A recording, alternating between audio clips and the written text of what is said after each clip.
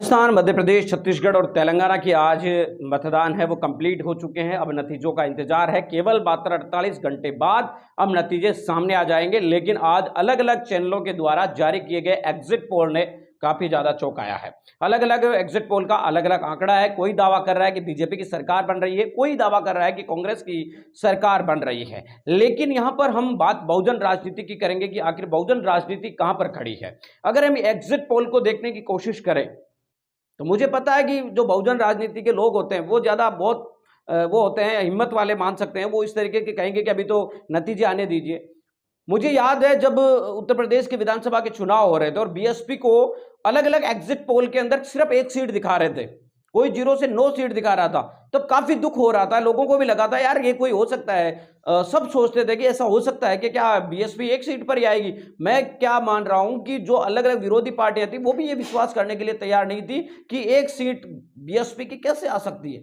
लेकिन आज जब वो नतीजे आए तब आप सभी को पता है कि बीएसपी एक सीट पर सिमट गई थी। आज राजस्थान और आपको बता दें कि मध्य प्रदेश के एग्जिट पोल आए, छत्तीसगढ़ के एग्जिट पोल आए, तेलंगाना के एग्जिट पोल आए। 4 राज्य के एग्जिट पोल कामयाब है। मिजोरम की हम बात करेंगे नहीं।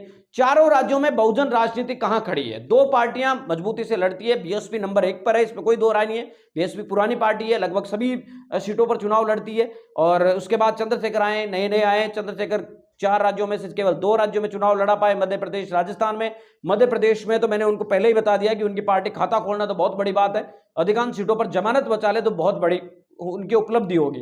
मैं हमेशा कहता हूं कि जो आदमी स्वस्थ आलोचना के अंदर अपनी कमियों को स्वीकार करने की हिम्मत रखता है, जो अपनी कमियों को स्वीकार करके बदलाव करने की हिम्मत रखता है, उनका आगे बढ़ने की संभावनाएं ज्यादा होती है। और आज कांग्रेस पार्टी, आप उदाहरण ले लीजिए, कांग्रेस पार्टी में एक छत्तर राज होना, एक परिवार का होना, किसी की सुनाई नहीं देना, ऊपर तक आम कार्यकर्ता की नहीं होना, जिसकी वजह से कांग्रेस पार्टी आज देश में ये हालत हो रही है। धीरे धीरे राहुल गांधी को यह समझ आया कि जो हम कर रहे हैं वो गलत हो रहा है, तो उन्होंने भारत जोड़ो यात्रा, इस तरीके से आम लोगों से कनेक्टिविटी है वो शुरू कर दी। लेकिन बहुजन राजनीति में अभी भी ऐसा कुछ है नहीं।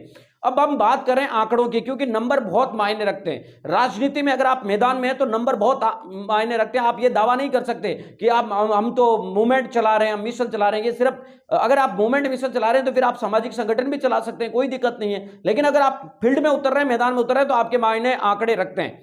अब चंद्रशेखर आजाद भी ये दावा नहीं कर सकते कि मेरी तो नई नई पार्टी है जी, मैं तो चुनाव नहीं लड़ सकता, मैं तो अकेला चुनाव लड़ रहा था और पहला चुनाव था, मैं तो हार गया। आप सोचिए कि आदिवासी पार्टी, भारतीय आदिवासी पार्टी, मैंने चुनाव से पहले ये बात कही थी, राजस्थान अपने ट्विटर अकाउंट, फेसबुक पर ये पोस्ट किया था कि भारतीय आदिवासी पार्टी राजस्थान के अंदर पहला चुनाव लड़ रही है, नई पार्टी है, चुनाव लड़ रही है, सबसे कम उनकी संख्या मानी जाती है। वो भी आपको बता दें कि आज राजस्थान में केवल 25 सीटों के ऊपर चुनाव लड़के अपनी 5-6 सीटों के ऊपर उनकी विधायक है वो सभी पार्टियां मान रही है, 5-6 सीटों के ऊपर वो विधायक बना रहे हैं। और आपको बता दें कि कई सीटों के ऊपर उनका अच्छा खासा वोट प्रतिशत भी आएगा। मैं मान रहा हूं कि अगर वो 5-6 विधायक नहीं भी बनते तो भी 3-4 विधायक उनके बनेंगे और निश्चित तौर के पास उनके पास एक वोट प्रतिशत बहुत बड़ा निकल कर आएगा। लेकिन इधर आपकी पार्टियां 150 सीटों पर चुनाव लड़ती है, आपकी पार्टियां 70 सीटों पर चुनाव लड़ती है। रिजल्ट है वो आंकड़ों के अंदर आप 0 है। अधिकांश सीटों के ऊपर आपने जमानत नहीं बचा पा रहे। बीएसपी की भी यही हालत है। बीएसपी ने 185 सीटों पर राजस्थान में चुनाव लड़ा है, करीब 150 सीटों पर उन्होंने मध्य प्रदेश में चुनाव लड़ा है।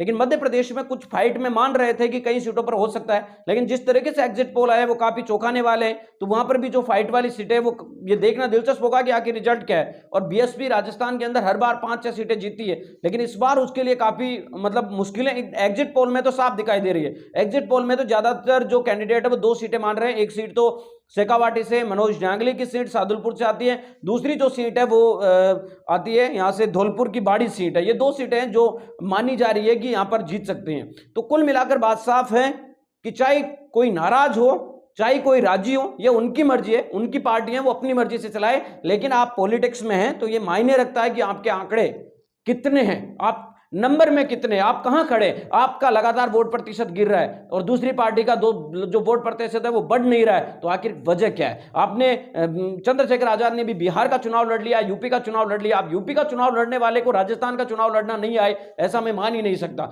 तो कुल मिलाकर बात साफ है कि बहुजन पॉलिटिक्स को अपने आप में, एक तरीके से जो पार्टियां हैं इनको अपने आप में सुधार की बहुत ज्यादा जरूरत है, इसमें कोई दो शंका नहीं है। भले ही वो सुधरे ना सुधरे ये उनकी मर्जी है, लेकिन जरूरत है समय के अनुकूल बदलने की, समय के अनुकूल साथ चलने की।